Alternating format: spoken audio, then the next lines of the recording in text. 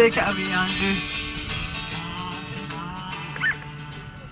Good afternoon, everybody. Welcome to Bannockburn. It's fantastic to see you here at the second of all Under One Banner's small, socially distant, static rallies. It's fantastic to see you all here to join us in making points about the need for land reform in Scotland and the need for land reform in an independent Scotland. What we're going to do today, we have 4 speakers who are going to talk to you. We have Donald, we have a very special guest. We have Donald, we have a very special guest, we have an activist, and we also have Leslie Riddick. They'll talk to you this afternoon. As you know, this is not like one of our massive rallies in the cities in Scotland. As you know, this is not like one of our massive processions. This is a very different beast, but that doesn't make it any less important.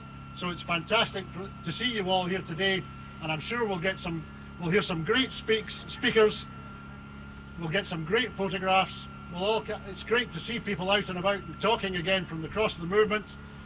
So thank you all for coming today. So first of all, can I introduce to you Donald Anderson? This is very much Donald's manner, and he'd like to be the first speaker and to say some words to you this afternoon. Donald.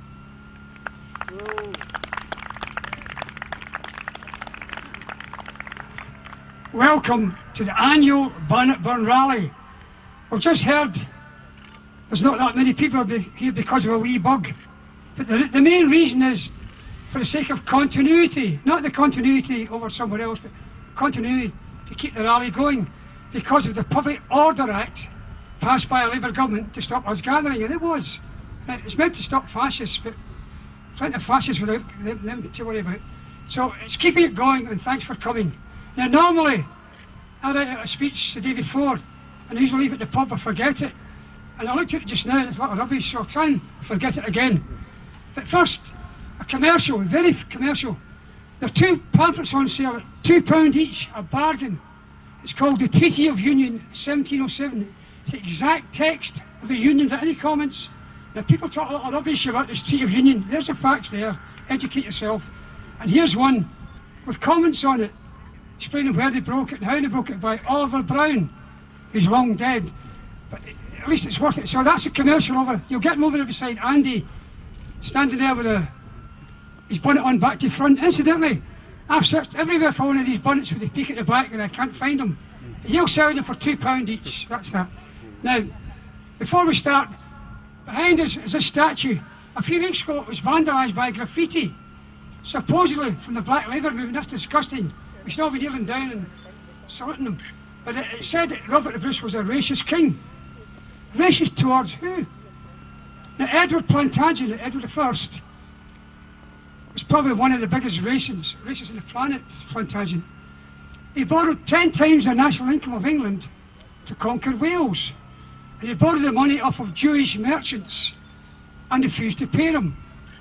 Now they call that Welsh in a deal. That's a racist in itself, Welsh. He even invented a Welsh regiment for people who were slightly disabled or malingers, as they call them. And Welsh in English language means foreigner or talking gibberish. So that's racist itself. So not only did he rat on his payments to the Jewish community, he demonised them, said they were stealing babies, all the usual stuff. And he burnt 400 alive in York Cathedral in a seeking sanctuary. And he made them wear yellow patches. That's before it happened in Germany. And he deported them to Europe. And the ship's captains used to put them on sandbanks and let the tide come in and drown them. So who's a racist there? And it's certainly not us. We don't care if Bengal or Donegal are from England. You're here, and you're here with us now. That's all that matters. So that's that out the road. So I'll try to look at what I said here, Dale.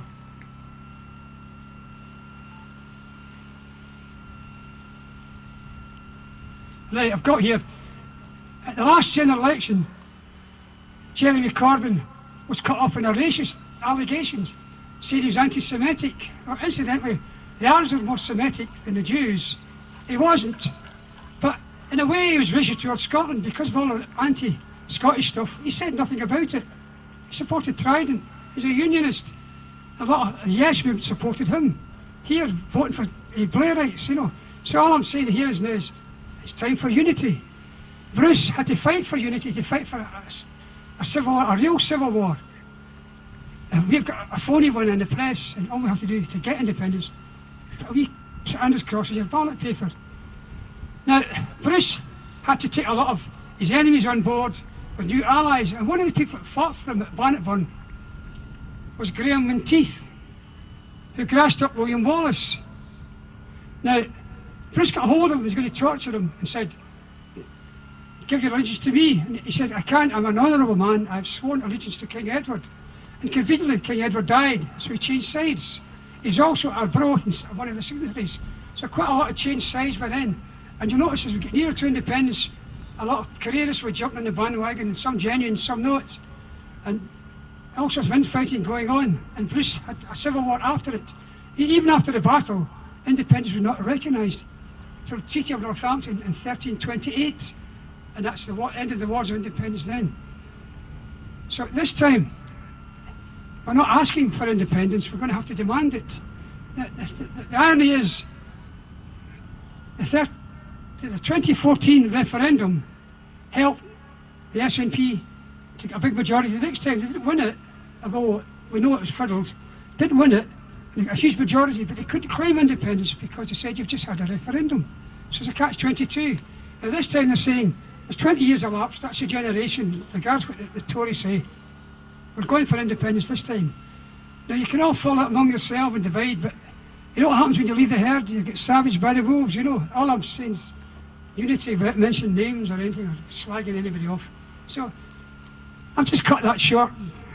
So let's all enjoy ourselves, have a nice day out, and thank you for coming today. Cheers.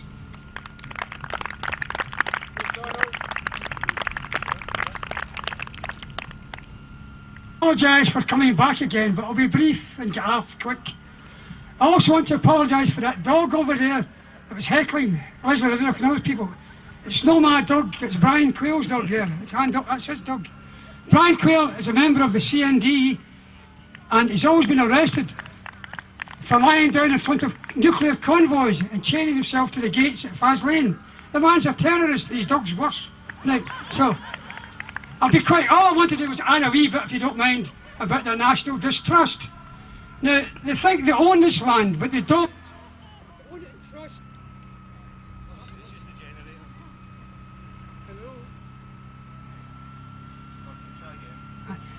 They own this land in trust for the people of Scotland. The whole of the board are landlords.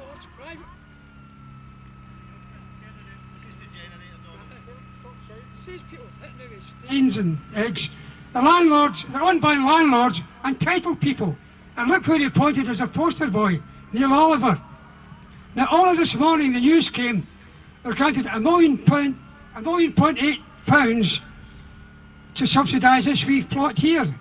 They're going to pay off 11 people and use volunteers. They're going to do it in other National Trust sites. And they're going to shut this place till 2020.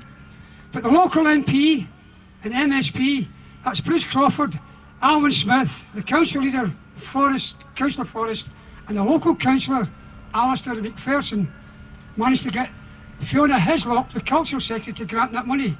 So they've got it, there's no excuse. It's not going to close in 2020 and not paying anyone off.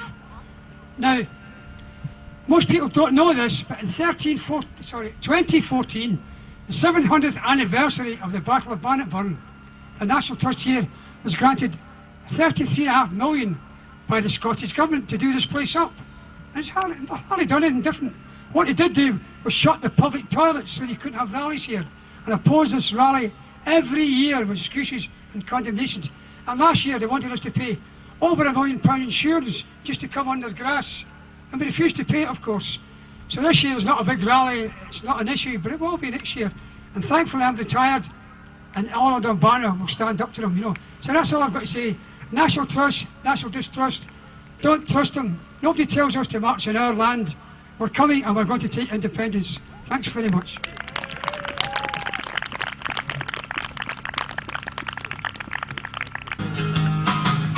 I'm on my way from misery to happiness today.